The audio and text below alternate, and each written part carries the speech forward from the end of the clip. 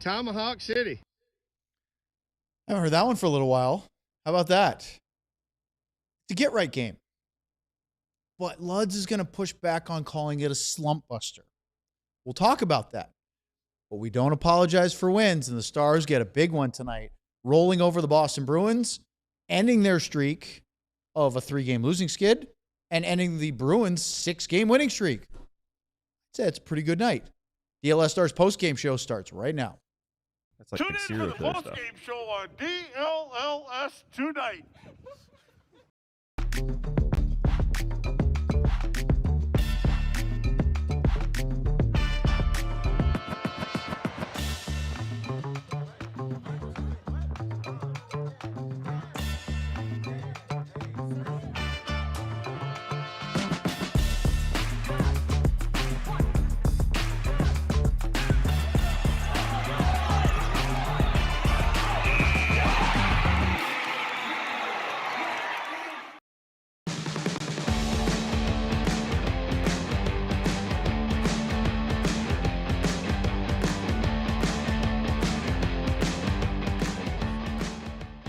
Good evening, everybody. This is the DLLS Stars postgame show alongside Craig Ludwig and our very own AI enthusiast himself, our producer Ryan Vaughters. I'm Owen Newkirk. We will talk to Sam from the AAC a little while later, but I'll tell you what, it's a victory night tonight, and we haven't had a lot of those lately. Stars get a victory as they beat the Boston Bruins 6-2, snapping a 3-game losing skid. They score more goals tonight than they did in the last 3 regulation losses times 2. So that's good. And before we get into all the things, don't forget, we have a brand new hoodie available on our website right now, alldlls.com. It's the Finnish Mafia hoodie. Looks great. Our guy Tio brought us ones that he purchased himself. I sent a picture to our producer of him wearing it and his buddy, but I think he's afraid to put it up there. He's shy? He's camera shy. So Ryan doesn't want to. Okay. I know. But anyway, alldls.com. Check it out. Diehards get 20% off. Get those hoodies while they last. They aren't going to last forever. Okay. Are you going to dark cloud rain on our parade, or are we going to celebrate the fact that they won, scored a bunch of goals, and they did it without Mikko Rantanen in the lineup? Why would I rain on the parade? I think I was the sunshine before it and said I think good things will happen with Rantanen out of the lineup. I think they are going to crush these guys. No, I said that a year ago. Yeah, that's right. Yeah. No, I just thought I think it's natural. You know, and Mikko could have been in the lineup. The things that Gully said, where it's all kind of led, is we have to get some more business going on at the front of the net. And I think with Rantanen out of the lineup, as you can see, guys aren't looking to give Mikko the puck all the time because he does such an unbelievable job of coming into the offensive zone and pulling up a lot of times and hitting guys coming late and throwing it through 3 sets of feet. And so naturally, if that guy isn't in the lineup, well, Mikko's not here tonight. So then let's just get pucks to the net. and I think it's, you know, whether it's going to be a lesson for him or not, or a way that they might try to go a little bit more direct play, you know, we'll see. But I just thought tonight, they're right from the get-go, and it was led by number 21. I mean, right off the hop. You know, Robo had 3 attempts that missed the net, but you could just see, and there's a guy. How many times this year, when Robo's playing with Rantanen, whether it's PP or 5-on or whatever it may be, how many times does the puck go across the ice or give it to him in the neutral zone or give it to him in the offensive zone or the defensive zone to get into the offensive zone? So it's kind of like everything has been going through Rantanen. Why not? You know, he's a great player, like I said. But now all of a sudden, Robo was like, okay, well, maybe I'll just take it upon myself, and it's exactly what he did tonight. I mean, 9 attempts, and no, he had 9 shots, 5 attempts that were at or blocked, and then he had 3 or something like that missed the net. So he had 17 shot attempts tonight. I think 9, 5, and 3. 5, and 3. You're right. Yep. So I think he was on a mission to make a statement for himself, you know, and maybe to his new management crew. I don't know, you know. That's right, new agent. Yeah. Well, let me tell you this. Before we get into, we're going to break the whole thing down. We got, I think, the first 4 goals on breakdown. We'll look through those. We'll talk to all the stuff. 50 games, Luds. Jason Robertson, 29 goals. Obviously, he was jonesing for the hat trick tonight. Would have been a nice round 30 for the year, but 29-50 is pretty darn good. How good, you might ask? In Dallas Stars history, since Luds and the team moved from Minnesota in 1993, this is the fourth best 50-game performance to start the season in terms of goal scoring in Dallas Stars team history. Jason Robertson is the owner of 3 of the best 4. He had 33 goals in 2022-23. Mike Modano had 32 in 93-94, the first year the team played in Dallas. Robertson had 30 in 50 games in 21-22, 29 this year. He's having a pretty good season so far. I mean, he's not going to be happy with 30 as his end total, but 30 in 51 games or so, that's pretty good. Honestly, I don't even know what you said in the beginning of this whole thing, because as soon as you said Minnesota, I was thinking about my snowmobile. Since Minnesota. I know. You said Minnesota, and my head went right to hearing my old racing sled in the forecast in Dallas at the end of the week. I know, but there is in a couple weeks in Wisconsin. There's snow being dumped on in Wisconsin. I get it. Yeah, Robo's probably going to go down as one of the greatest goal scorers. I mean, as long as he stays here, you know, he should. I mean, he's been when he's on it, and you got to give him credit for times that he's not on it, where it's all goal scorers go through that. I think it seems like he goes through this little stage. It could be 3-4 games where he may feel a little bit sorry, and then all of a sudden something goes off and he says, nope, I'm just going to start shooting the puck. And I think like now, as he gets down the road, you know, year after year after year, he's going to go, well, here's what I need to do is I need to put up 18 to 20 attempts, and I'll probably get 2 or 3 goals tonight. So look at Sarah's comment, that shot count tonight. 15 shots to 6 in the first period.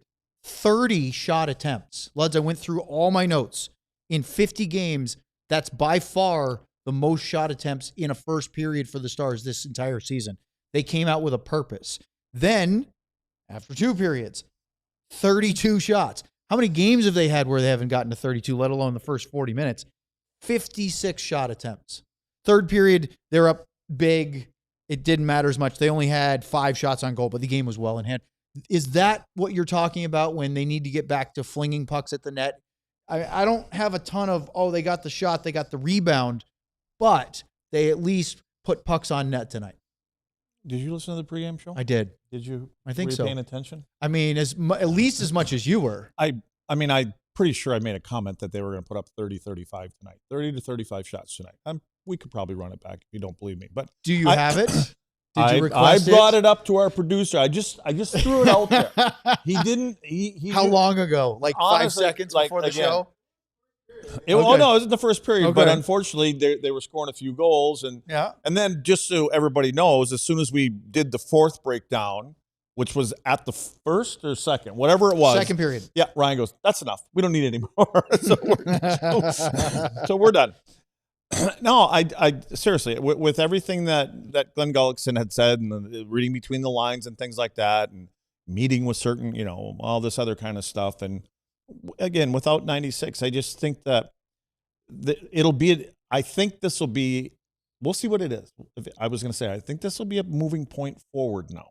That whether everybody's in the lineup or not, guys, we get more out of this than maybe look at this. The other stuff. Matt in the chat said, did Luds say 12 or 13 shots on goal for each period? Yeah, I said 13. Yeah. I said 12 to 13, but they didn't get there. But no, they didn't get to 39, but still. The most important part for me, 37 is pretty good. That ties the season high. But it was Robo in the very first period, because it was get the puck, throw it to the net, get the puck, throw it to the net, get the puck, throw it to the net. And you're like, okay, he's got the message, and maybe a message along with maybe not having to defer to somebody, not having to, but or sometimes deciding to defer. And I think, and again, I think just like what I said today about Gully's comment, I think when those players are doing it, the other players, and I'm talking about the 3rd and 4th line guys, will do it. Look at that comment. The last time Mikko missed a game, the Stars smoked Edmonton 8-3. Well, there he was suspended for a game. Yeah. You were worried that you weren't having. Yeah, so we don't want to get this where we're better off without. No, we don't want to go down that road, because we're not. But they stepped up, right? Yeah. They didn't step up in the last 2 games that Miro missed before the home game on Sunday against Tampa. Miro was in that one. The last 2 games of the road trip, he left for personal reasons. He was on a family leave. And I don't think they stepped up and filled the void. You know what this reminds me of, Luds? Go back to that road trip in Anaheim when the Stars got absolutely run out of the building by the Ducks. The Ducks were missing multiple key members of their team, and it didn't look like they were phased at all. The other guys stepped up. They didn't have Cutter Gauthier. I'm trying to remember who the other ones were. There were, I think Troy Terry was still out. Leo Carlsson didn't play. Yep. You take three of their, important offensive guys, and it didn't matter a lick. That's what this felt like tonight with Rantanen. Also, I think what it does is it gives some of those players that get minutes that those other guys would normally take, it gives them an opportunity to prove that I deserve a couple more minutes because I can bring this to our club. What do you think about a 3-point night for Justin Hryckowian? Again, well, I wouldn't say it's because he's moved up or sideways or whatever it was. He just only knows one. He only knows one way to play. Right? He knows one way to play, and he's got a nose for the net. I was curious tonight because the way the lineup shook out, and Duchesne was getting in the middle of the ice. Yep. That Duchesne only took 3 faceoffs. He only won one of them, but I don't know. And generally, in Matt's centerman, he takes faceoffs for the last 15 years. Yeah, and so I don't know tonight. I don't know if that means that he's banged up or a shoulder or wrist or finger or something like that. But I'll tell you what, when Hryckowian gets into the faceoff circle, you watch him, and there's some centermen in the league. Well, he gets they slow spread their into it, yeah, doesn't they he? spread their legs. They're going to get some leverage, and that's what he does. What? Leverage? No, the part before that. Only you are reading into that. He's talking about his stance. You mentioned what he does in his stance. When I said he gets low? Yeah, then you said one other part. He spreads his legs? There it is, and that got Ryan going. See, he's trying to get you off. See, he never clips himself. He just clips me all the time. And he'll get it. So, you know what, Luds? You know what he reminds me of when he lines up to take a draw in the faceoff circle as opposed to anywhere else? He looks like a lacrosse centerman because they literally put the back of their baskets against the ball, and then they just literally get down on the grass and they dig.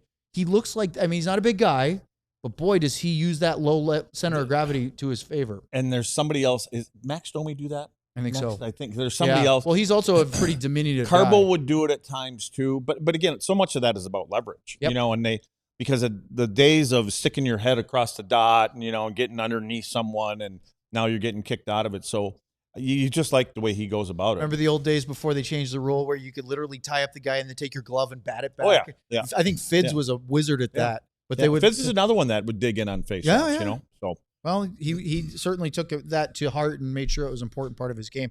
Not only did Hryckowian play well, I know you and I disagree on this, maybe because of how you saw it, but I thought Matt Duchesne looked like he had something going energetically. It looked like he had fresh batteries tonight, especially early in the game.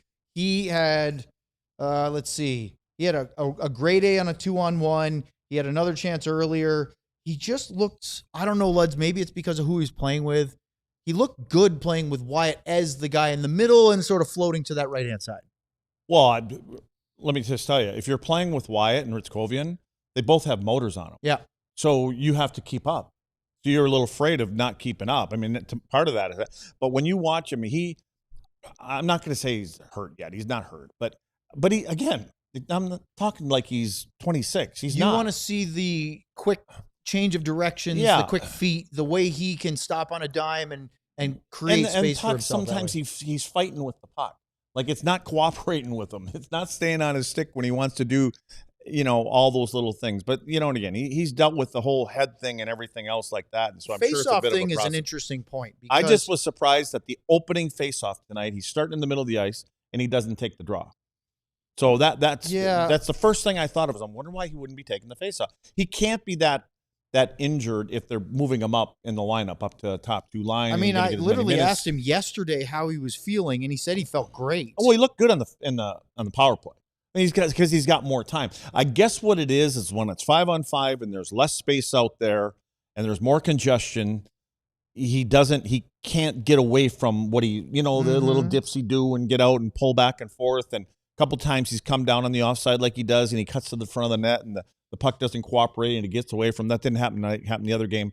But again, I think he's still working through the process, and it really doesn't matter that much right now as long as he gets to where as close as he can be to where he was when he was healthy a year ago or so, and when you're heading into the last 10, 15 games of the regular season. He played all 82 games last year. He took 840 faceoffs. That's a little more than 10 per game. Mm-hmm. This year, in 24 games, he has now taken 140. That's 5.8. It's not quite half as much, but it's close. That's a noticeable drop-off. I don't know. Maybe he doesn't feel comfortable doing it, or he feels that somebody else is better at it. Who knows? Do you think it has anything to do with playing on a wing with another lefty or something? Because he's been all over the place. Yeah, when he's playing on the wing, I understand that. But I'm saying he was a centerman. He played in the middle of the ice tonight, but he just shied away from the faceoff or whatever. So, and sometimes you don't feel it. I know centermen that if they're not feeling it and they have comfort and they're confident with whoever else is out there, and you have two other guys out there. I mean, there's three centermen on that line. Well, and when you have like you said, Hryckowian and Wyatt, they're all centermen, right? Yeah. And when Hryckowian is 10 of 13 for 77%, and where's Wyatt here? I don't know why I can't find his name. It's not like his number 53. He didn't take as many, but he was 5 of 6. That's 83%. Well, there were a lot of face-offs that I noticed on the left-hand side of the ice when those guys were out there. And again, I can see Wyatt taking on the right-hand side of the ice, and you can see Matt or Hryckowian taking on the left-hand side. But the way that Hryckowian, I mean, he was instrumental, obviously, in a couple goals tonight. Ritzy was. So Duchesne's probably like, kid, go take it again. If it ain't broke, don't fix it. Yeah, don't mess around with it. Well, the Stars get the win. You can see the stat lines. Forget the lack of hits. They had the puck a lot. They scored on the power play. They gave up a little bit late. That was disappointing. But other than that, I mean, other than Jake getting a shutout with barely any shots faced, it was a really good one tonight for the Stars. They needed it. We'll break it all down. Coming up next, Luds' video breakdowns, or we call them video breakdowns, here on DLLS. Now, here's something that is very topical. If you haven't been paying attention to the weather forecast for the last couple of days, guess what?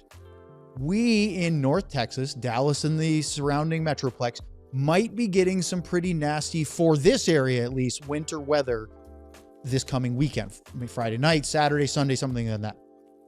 Well, instead of scrambling to one of the supermarkets and trying to get stuff that will last through that weekend, go to Wild Fork Foods. They blast freeze everything. All their meat is perfectly packaged. You can have all that saved up and then just defrost it when you want. That way you don't even have to go out if it snows or freezing rains here in North Texas. What a great idea. Plus you get great deals. Everything is phenomenal as far as the pricing. And there are 9 area DFW locations. So check them out. wildforkfoods.com. I promise you will not be disappointed with the selection, the service, the price, all of the above. Now let's talk about Prize Picks. While you're sitting at home during a winter storm in North Texas, no better way than to either download the app or log on to Prize Picks website, because why not have a little fun watching NHL, NBA, EPL, on and on and on, right? Because with Prize Picks, being right can get you paid. Now it's super easy. You just download the Prize Picks app and pick 2 to 6 player stats. With Prize Picks, you can actually pick up to 3 of the same player in the same lineup. All you got to do, set it, get it right, and cash in. Now, if you do that, use the code DLLS, you will get $50 in lineups after you play your first $5 lineup. That's code DLLS to get $50 in lineups after you play your first $5 lineup. Prize Picks. It's good to be right. Yeah. Hey, here we are, and we're back. We are so distracted. I was about to write a note down. Our producer's sleeping again. He's busy working on AI, making fun of me. I'm looking at I was going to watch a video of Marty St. Louis losing his mind because apparently Lane Hudson got called for a phantom penalty tonight. Maybe the best phantom penalty of the season. Here's the good part. They won the game in regulation, and the Canadiens did the Stars a favor because they lost the lead. Then they scored, I think it was in the final minute, to beat the Minnesota Wild. So Dallas with a 4-point swing against the Wild tonight. Back into second place. Relax, it's a long way to go. But you like seeing the Wild chasing the Stars than the other way around. Yeah, I think Dallas still has a game in hand too, but we don't need to be talking about game in hand. We've got 30-plus games to go. But the point is you need to get out of this little pit that you're in, and this is the first step of stepping out of the hole. Because Minnie's got a couple more games in front of him that are and again, you don't want to be flirting around with flip-flopping for home ice there in the first round. Does it seem crazy? With those guys. 32 games left. Does that seem like not no, very it doesn't many? seem crazy. Or does it seem like is that what it is? 32. 32 with 50 down, 32 left to go. Good. Does that seem? Can't go fast enough. Yeah, I don't know. 50 seems like we got here pretty quickly. I know it's been a grind, but yeah, imagine that. We're not even playing like these guys. I guess the thing is that 32 just doesn't sound like a lot of games. I know there's still a long way to go. When there's 82 games in a season, you're past that halfway point. And this is the time, though. This is the time that you're trying to get your game. You want your game in order no later than 10 games to go in the season. Yep. So here's your 15 to 20 games or so to details. Let's start ramping it up. What was the number from Paul Maurice? 62? Well, he said 62 games before when he thought that the Florida Panthers were able to grasp his new system. The concepts. A concept and what he was trying to implement and everything else. And I remember hearing him say that. I don't know what game he said that in. It was just weird that I remember that. And I just happened to be watching and listening to his interview after that game that night. And I went to the schedule and I looked because he said something about, I think our guys got it now. And I went, man, that was pretty, wonder what game it is. And I'm like, 62? So, anyway. Well, 62 for the Stars will be. That's just that I told you so that's like a Hitchism. You know, Hitch was like, well, you know, and if it was like 65, you'd be like, well, famous. It was just. Here's what coaches are famous for. Hitch was the best. He'd talk to the reporters. He could be a dick. He could be a clown to us all the time, right? But then he'd get out in the media and he was nice and he was polite and all this other kind of stuff. But he would always come out in the morning skates when Gully and those guys do this thing. If they listen to what I'm trying to tell them tonight, they're going to get this game done. We're going to get it done. They're going to have to buy into this stuff. Well, if you won the game. He sounds great. Just been telling them, this is what you need to do. If you lose the game, I tried telling him this morning, you got to make sure he was just classic at it. Well, he's literally straddling both sides on that, isn't he? Yeah. Ryan, there he is. He was just waiting for the. I'm not sure how much Hitch could straddle. Well, yeah. I'm just saying. The flexibility there, maybe not. But that's the thing is that 62 games for the Stars is going to be roughly around the trade deadline. That means it'll be about 20 to go in the season. You mean? Yeah. Yeah. So as we get to that there's two trade deadlines, isn't there, this year? Yeah, sort of like freeze, break, and then after. Yeah. Well, we'll talk more about. Well, there's only one, according to what I heard from Jim Nill. He said he didn't want to do anything until the trade deadline. You don't he buy didn't that want now? to do anything. No, you don't think he was in on the other dude from yesterday? I think he was in on everything. Well, I guarantee that comment would have went out the window.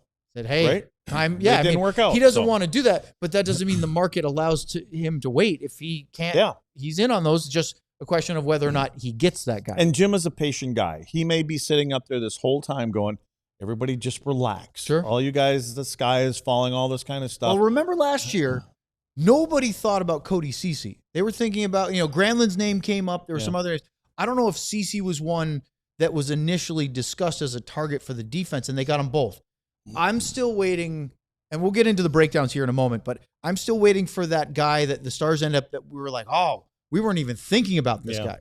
Because there's got to be one, right? Someone out there that, maybe it's White Cloud, although that one I don't think now. Did you watch the little clip from his first Calgary media last night that I sent you this morning? Was that White Cloud? Yeah. I saw it. I didn't even recognize it. That was Zach Whitecloud. Okay. Did you find I did. I couldn't help but feel that there was a parachute strapped to his ass or something.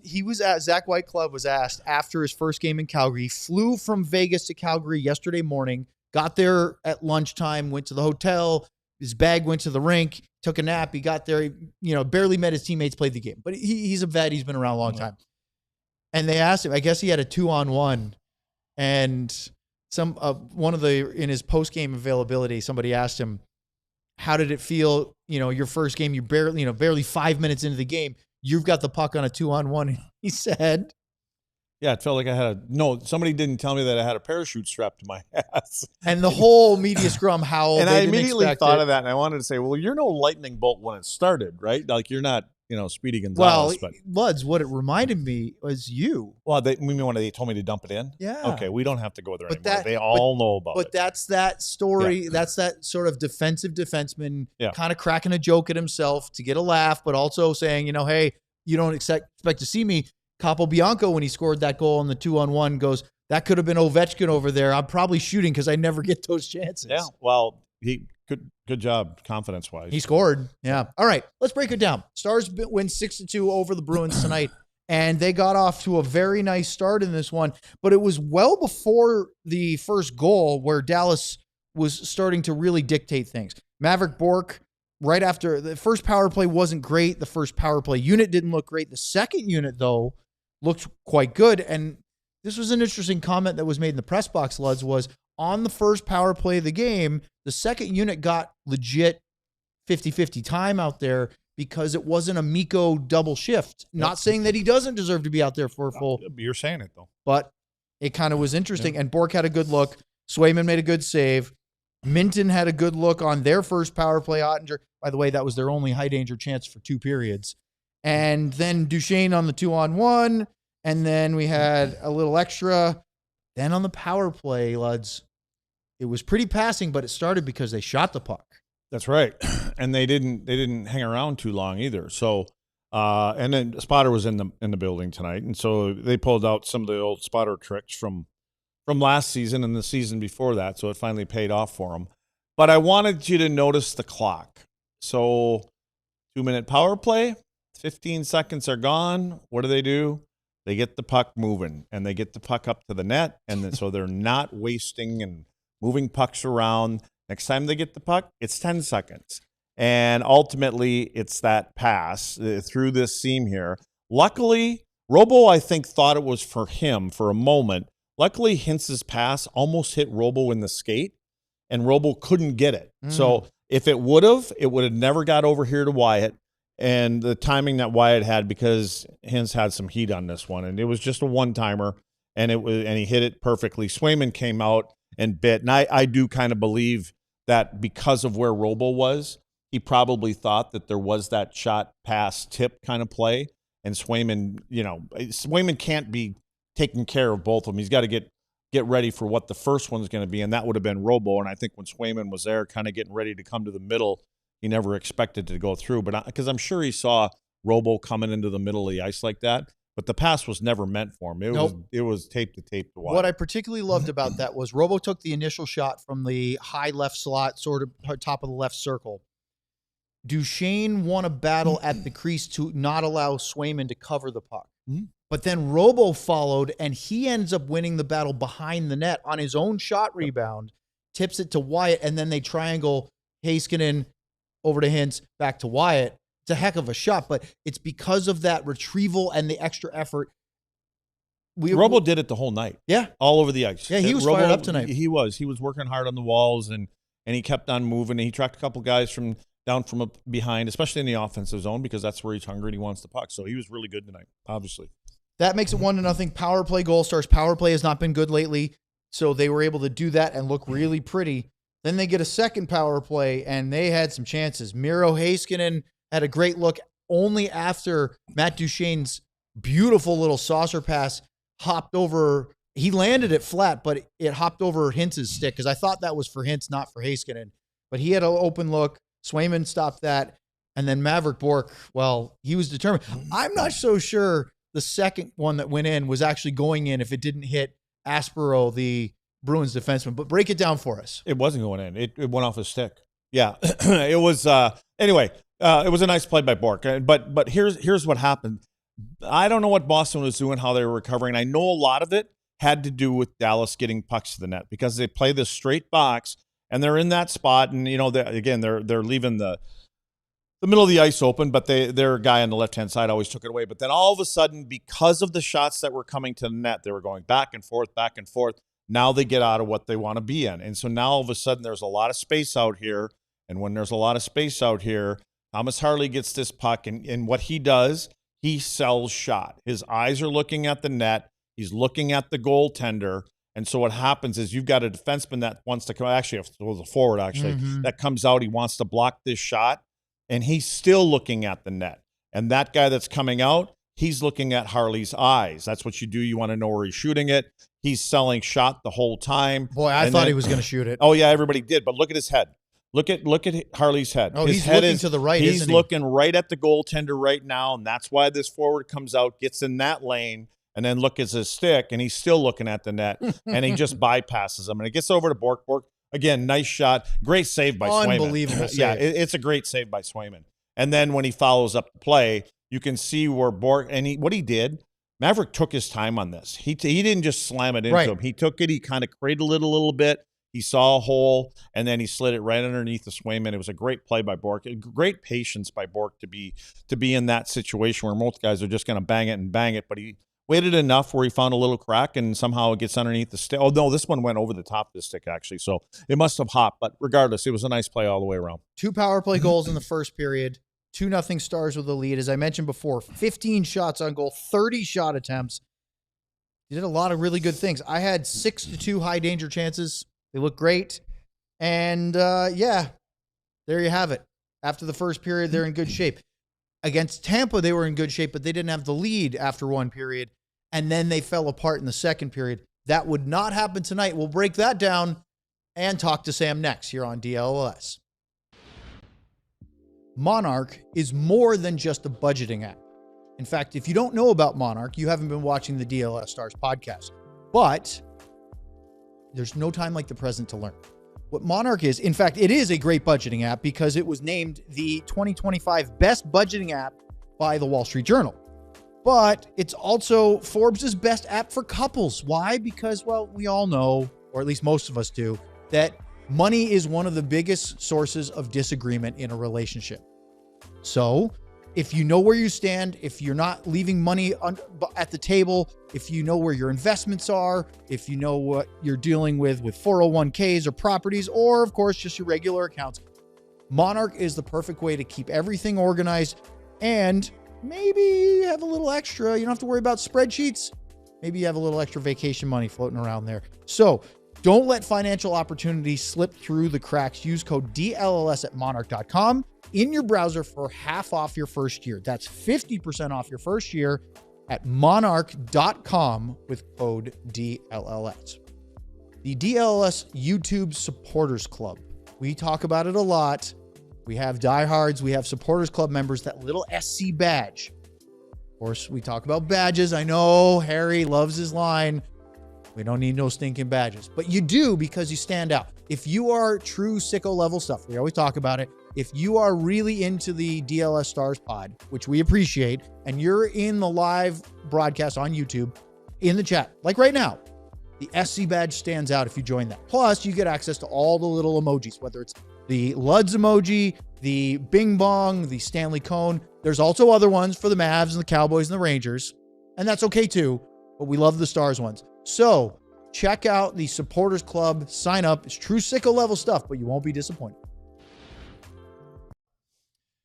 All right, let's welcome Sam to the show. Sam. Not Stan, not the Stars skills coach. Stan Fischler. Not Stan Fischler. We're talking young Sam Nestler. Although Stan Fischler spent a lot of time in New Jersey, covering writings for the Devils, right? Yeah. Islanders. Covered. I think he has a Hall of Fame in the Islanders press room. Yep. Sam, how are we collectively feeling tonight?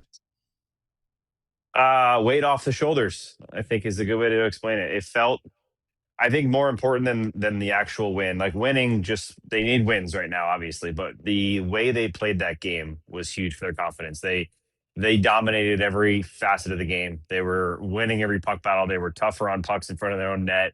Their power play was working well. Their penalty kill was playing well. Their goalie made the saves when he needed to early on before they got out to the lead. Guys that needed to play a little bit better offensively played better offensively. They got contributions from guys like Hryckowian and Bourque, who played really well.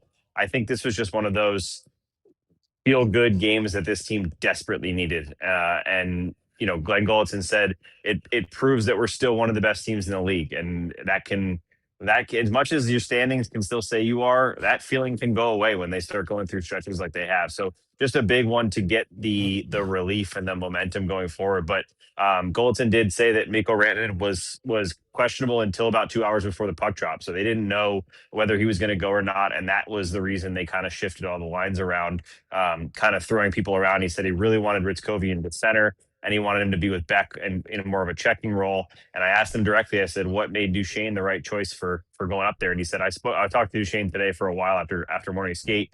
We really wanted to get him back to center. We wanted to get him moving his feet, all the stuff we've talked about, get him moving his feet, get him in his more natural position. and give him an opportunity up there with the big boys. And I know it wasn't with Mikko Rantanen because he was out, but he's still up there with Wyatt Johnston. He's still getting heavy minutes, playing on power play 1. I thought Duchesne looked good tonight. It was a big one to get a lot of guys feeling a lot better than they had been. How I know personally, we all know, Sam, that you're the world's biggest Justin Hryckowian fan. Career best 3-point game, goal, 2 assists. How happy were you for him? I know it wasn't playing on the top line with Wyatt and Mikko because Mikko was out, but he was getting intent. I actually didn't even look. Just curious what his ice time was tonight. He finished with 14:31. Which doesn't sound huge, but for him, that's important. Yeah, super important. And I think it's even more important and impressive what he was able to do playing where he was. He's on the third line checking role. He's with Oscar Beck. He's in more of a position to just defend well, play that style they've played even when he was on the Quebec line where they were putting pucks in, dominating kind of possession, but not creating a lot. That's what they wanted out of it.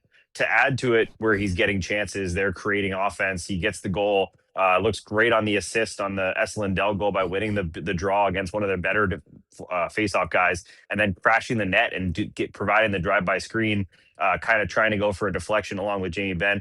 Just one of those games from him that shows that he has different levels to his game, right? He has the different aspects where it's not just one thing.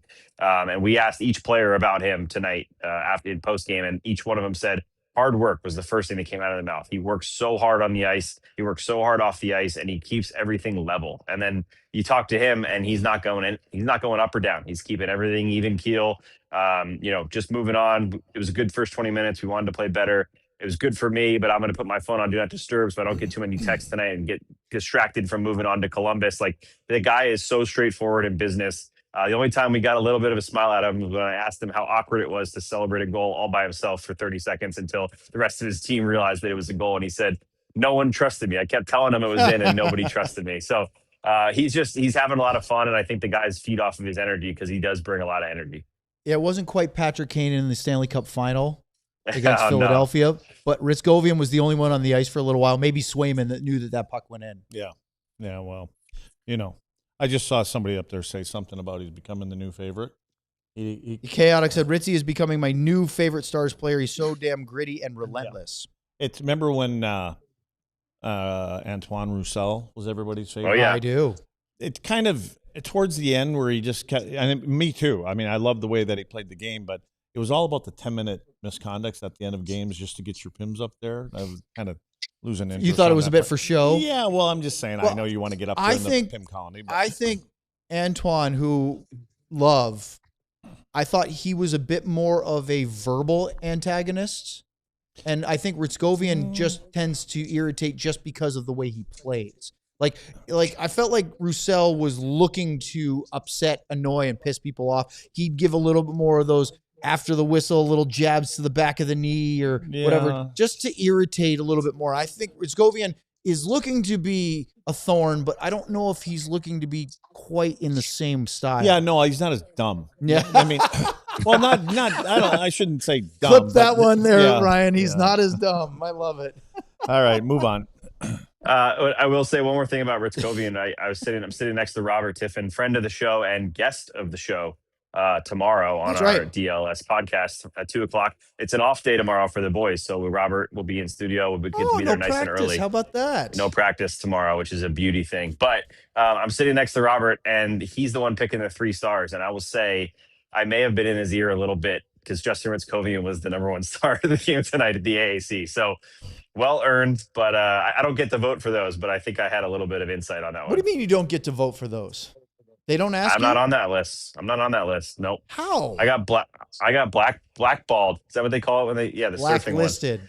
Blackballed is what they do part, with the surf. Finally, with somebody paying attention Ryan, over there. That one has to be a drop too. I got. If you guys knew black surfing, balls, that's all I heard. If you guys knew surfing at all, you got to get them looked at. That's what you do when you close the beach to surfers. But my point is, I'm not on that list, but I helped Robert make that choice, I think.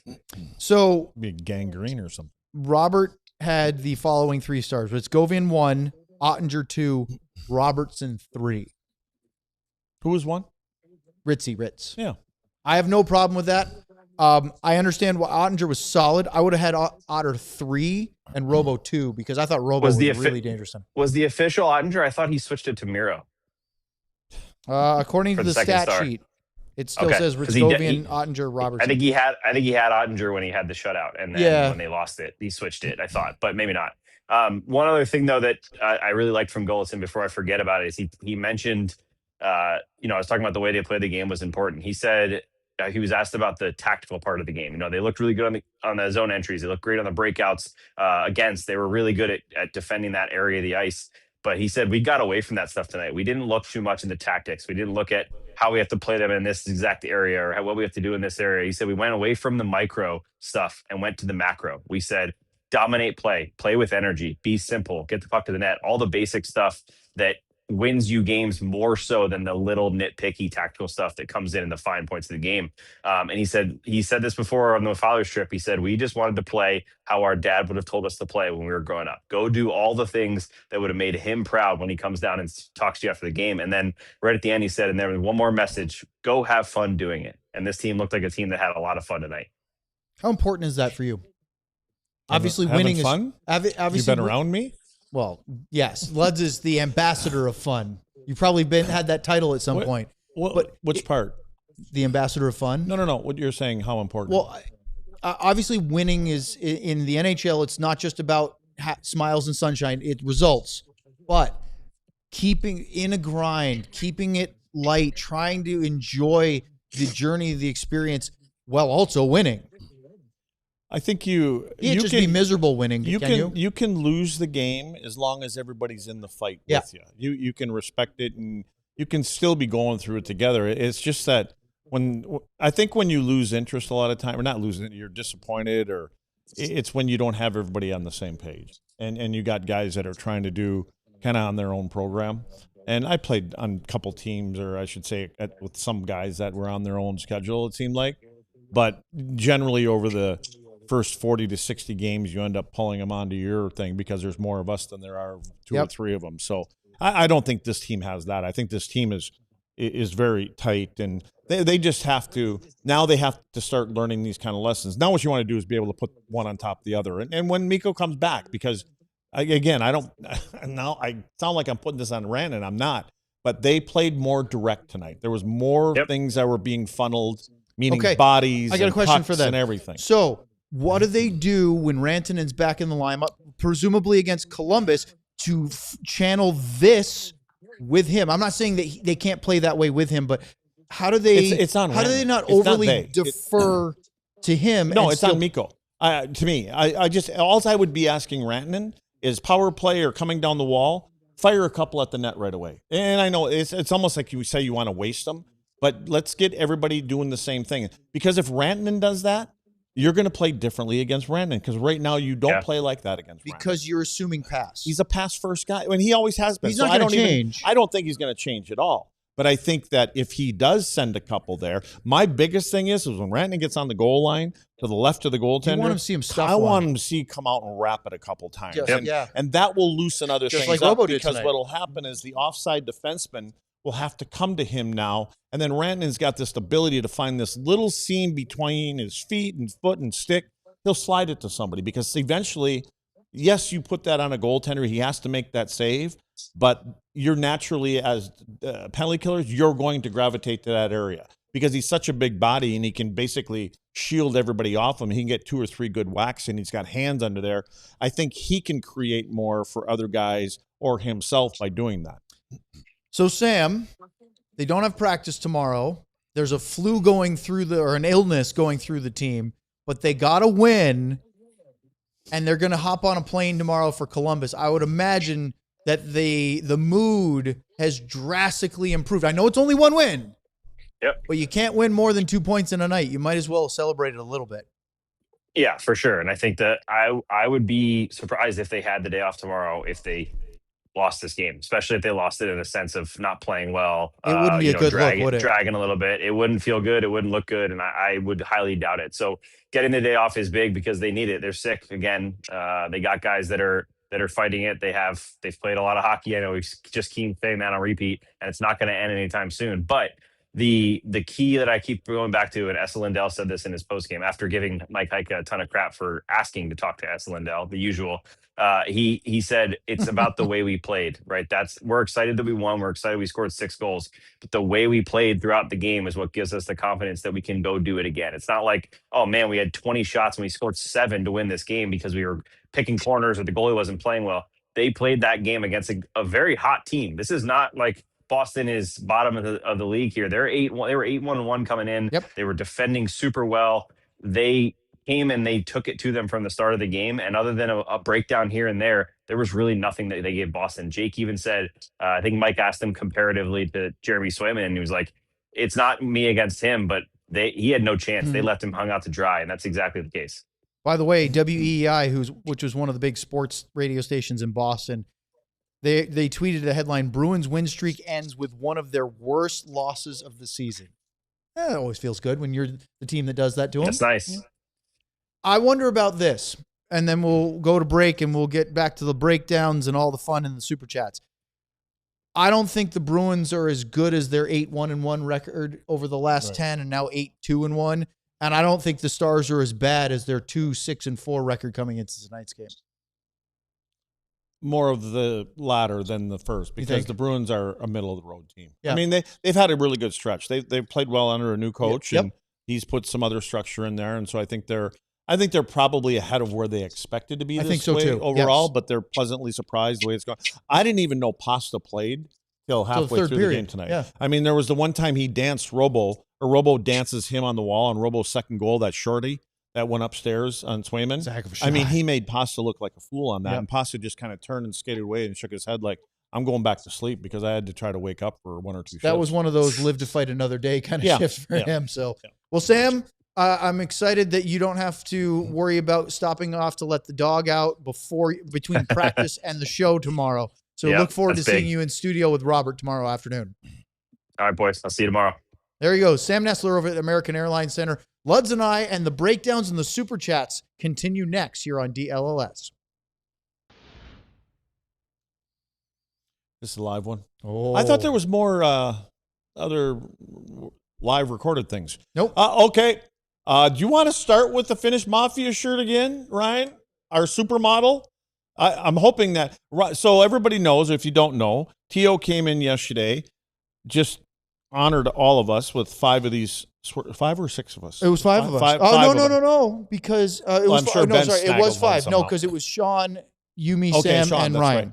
Yeah. Hey, so we got these. What's the Stars' losing record? Losing record. That was a terrible way to say it. What's the Stars' record since T.O. gifted us?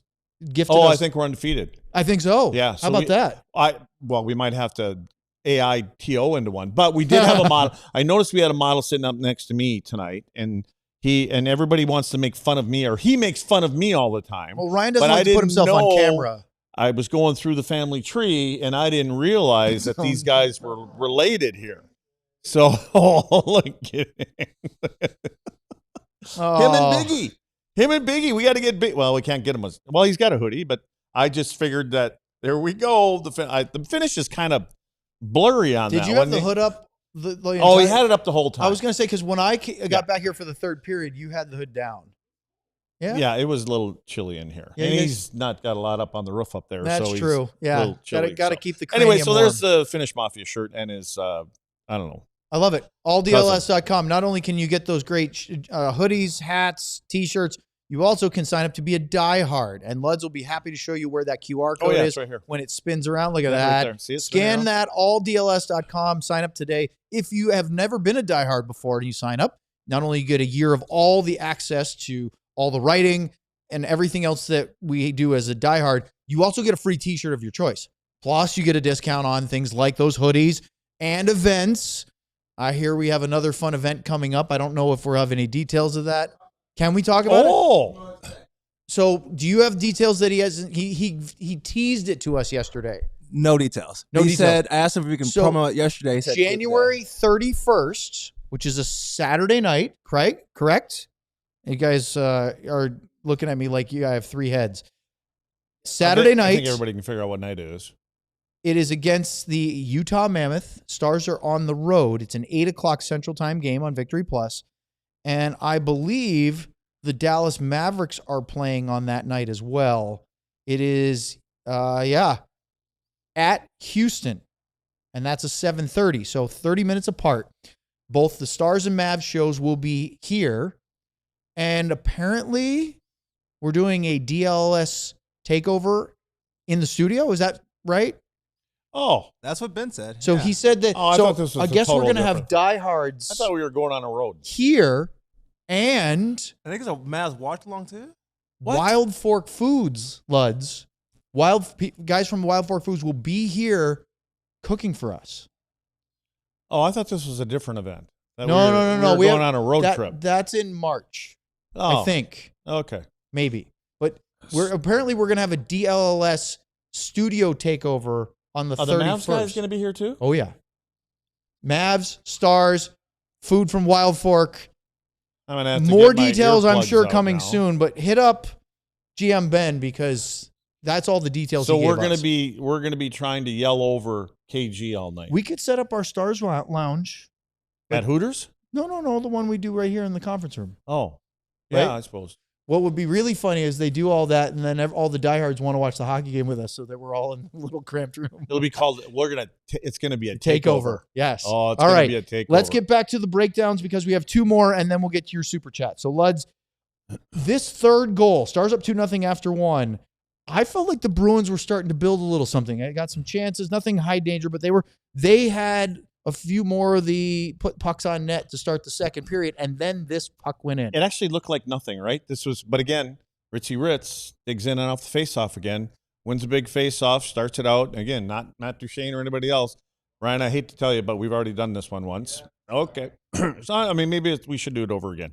Yeah, that's it. We've done this one too. No, we'll get there. There we go. See, it was cold up there. You need. That's why. That's why you had the hoodie on. Clean draw. Clean win right here by Ritzy Ritz. Pulls it back. Nobody else touches it. Want you to take note of the two defensemen, obviously Heiskanen and Esa.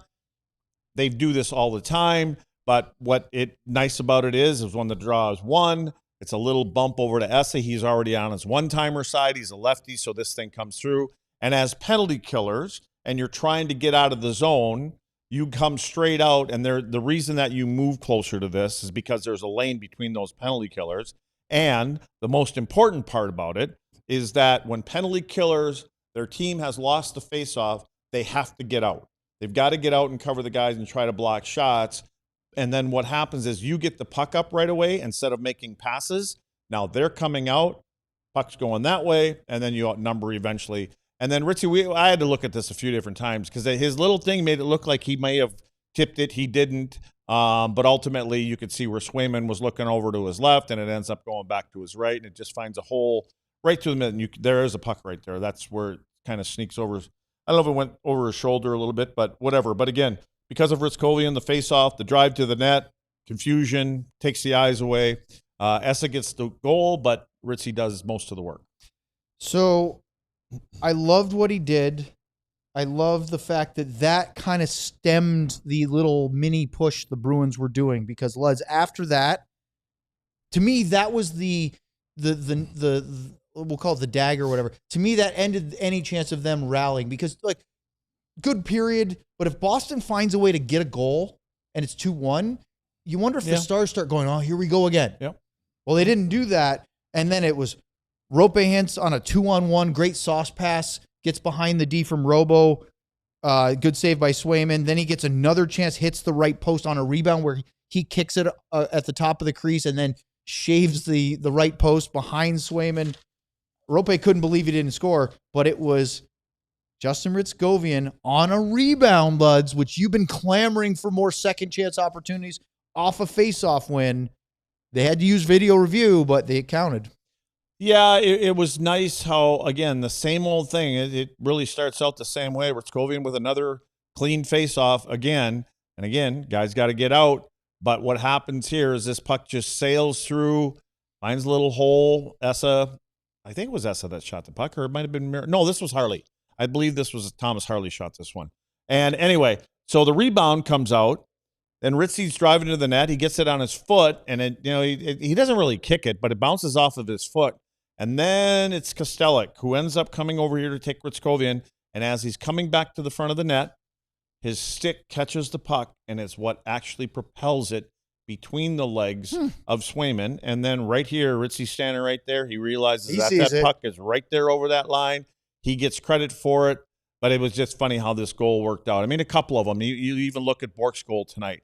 There's the puck. This came off the stick and goes between his legs. And like I said, the Bourque goal finds a little seam in here.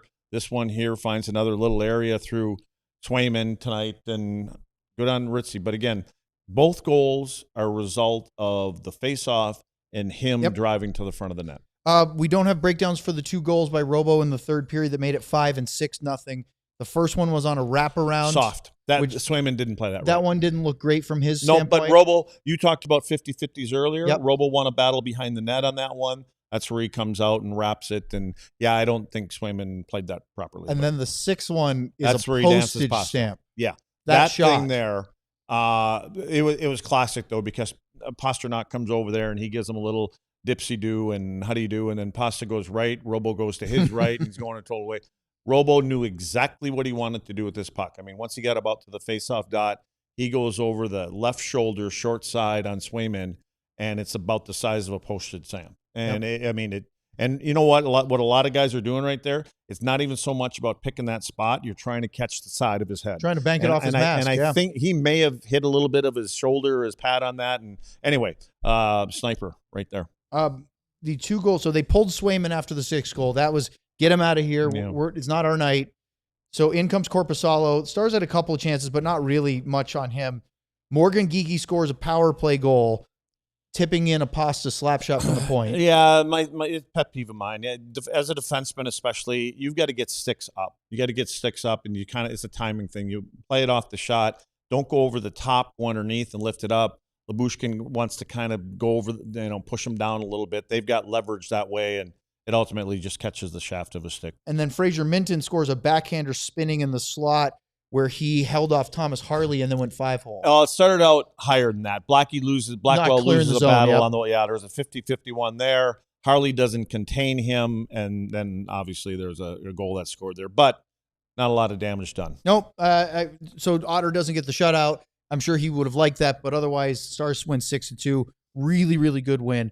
We're going to get to our Super Chats. Before we do, Ryan, I actually went on our website, alldls.com, clicked on events, and found the event that we were trying to find details on. You would think that somebody in the company might say, hey, guys, it's live and available. So if you go to the events page on our website, you will see. I think that was a shot at somebody in our company. I'm not sure, but it sounds like it to me. We're just talking here. Would that be Ben? We're just talking here. Are you talking about Ben? No, our bosses are great. Oh. DLS Mavericks and Stars watch parties and live show presented by Wild Fork. Anyway. Diehard only event. You have to be a DLS Diehard to be able to get tickets. Tickets are $10 plus tax and fees, and the entire cost of the ticket will be donated to Big Brothers Big Sisters, catered by Wild Fork Food. How many people are coming here? I don't know how many. Don't we have a number? Again, what did we have in here last time? 20s? 25 or so. 25? That was part of the. Now, do they get people coming in too? The Mavs guys? I think it's all one big party. Oh, so all at the same time. So there's going to be Mavs fans and Stars fans? Oh yeah. Oh well. But they're all DLS diehards. They have to be diehards to get tickets. Bring your weapons. So it's not the Jets and the Sharks here. We can coexist. There's brass no dance knuckles. Yeah. Ankle straps. Look at that. Chaotic said, I bought my ticket. He's in. I love it. All right. So let's hit some super chats and get out of here because we've got a show tomorrow with Robert Tiffin in studio, and we need our beauty sleep because, Luds needs at least 1 or 2 hours of shut-eye. All right. I Love Misty 1985 with a Robertson and a Ludwig. That was a fun one. Good to get a W. Also, if I'm not mistaken, the Stars are 3-0-0 versus Boston since producer John started working for DLLS. Well, outscoring them 18-6. That's what you get for betraying us for the Cowboys, John. Ryan, clip that. Send it to John. He's got to see that the DLS Stars fans never forget. I love it. All right. Blue Titan 10. With a DeSmith 99 Cup year, it's time to have a discussion about Mikko. Just kidding. Or, no, he's just kidding. Blue Titan 10 again. This one is a Heiskanen and 99 Cup year. He wasn't one of the 3 stars, but I loved every bit of Bastian's game. It's exactly what we needed. That was more than just 1%. Keep him in the lineup. You know, Luds, he had on that shift that led to him dropping the gloves, which I believe was actually his first fight of the regular season. He did it in preseason, I want to say. Was that? But that was preseason. I think so. It was his first game. It was his debut, but it was. I think it was preseason. Yeah, you're right. But he had 2 big hits, including one on Aspero before he talked him into dropping the mitts. He does everything that he can to stay in the lineup. Yeah, and deserve to be in the lineup at proper time. He knows he's not going to be in the lineup every single night. But he does not let the coaches down in what he brings. God, exactly what you asked him for. He was great. Loved it. Tony, go Stars with a DeSmith and 99 Cup here. A big win now for the fun Ludge shenanigans. We have some coming? I don't think so. No? Not yet. That I know. Well, is Ryan the big shenanigan or whatever? I mean, the picture of Ryan and Biggie was one of your shenanigans. So, well, that wasn't my shenanigan. He put it on a platter. He did it to himself. Yeah, he put it on a platter. Sports Guy T.O., our benefactor these days with a Heiskanen and 99 Cup here. Good things happen when you put the puck on goal. Doesn't have to be pretty or perfect. Shoot that thing. Yeah, ugly. Ugly's good. Chaotic with a Heiskanen and a Lindell. My Finnish Mafia hoodie just in time. I love my Finnish Mafia hoodie just in time for Ice Mageddon. That's what they're coming up with this weekend. This weekend? Yeah, Friday night, Saturday. Yeah, it should be a fun one this weekend. Sunday. I saw some possible lows in the single digits down here. I know. Nice. Probably not long enough for the HOA ponds to freeze over. Or your pipes to freeze? Well, that I'm more concerned about. Those swimming pool pumps, right? Yeah. But I have yet to, even with Snowmageddon, I have yet to get the skates out outdoors down here, which was a staple of growing up north. You haven't had them out? Not outside. Really? In Dallas? Yeah. No, not yet. Like 5 years ago. Yeah. I remember when Marty was skating on his road, but I didn't want to ruin my blades on the road, so I didn't do it. Marty probably has 10 pairs of skates, so yeah. Anyway, Chaotic. Oh no, we did that one. Blue Titan. Thank you, Ryan. With a DeSmith and 99 Cup year, Hryckowian deserves a chance on that top line now. Yeah, he's earning it. He playing that way, right? Yep.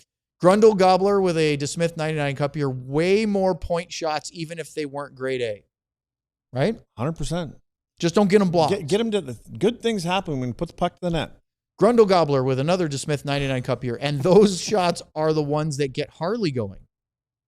You think?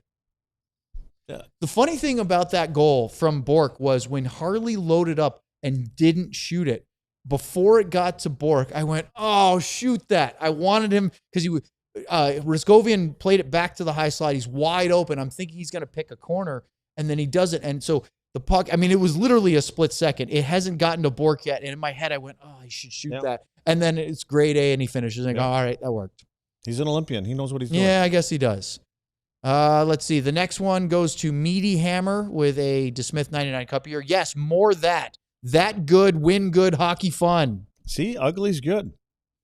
And then Stars 26 Cup year with a DeSmith 99 Cup year. So Mikko is the problem. Got it. Joke. Yeah, it's fun when you win, right? Yeah. You can make jokes and be sarcastic and have a good time. All right. Luds, we're going to talk to Robert tomorrow. We're going to probably talk about some trade stuff. If we feel like it, we could revisit our preseason picks and see how they line up with the standings, maybe. Anything else you want to hear from young, I say young because he's younger than us, young Mr. Tiffin tomorrow? No, I'd like to get a little dirt. I mean, he's inside that room quite a bit. You would think never so. Get it from Sam. Oh, you should say that in front of him tomorrow. I will. I can't wait. No, I mean, are we going to see any possums tomorrow? I don't know what we're going to see with this clown back here. Okay. I have no idea what's going to happen. I don't know. I mean, like possums, like I'm going to bring some? I mean, anything. I don't know. Dealer's choice. All right. Well, we're done for tonight. We do have a 2:00 daily pod tomorrow. Luds, Sam, Robert, myself, and of course, Biggie Smalls, a.k.a. Ryan. I don't think he likes that nickname at all because he's not laughing. He's just looking at us like, the will.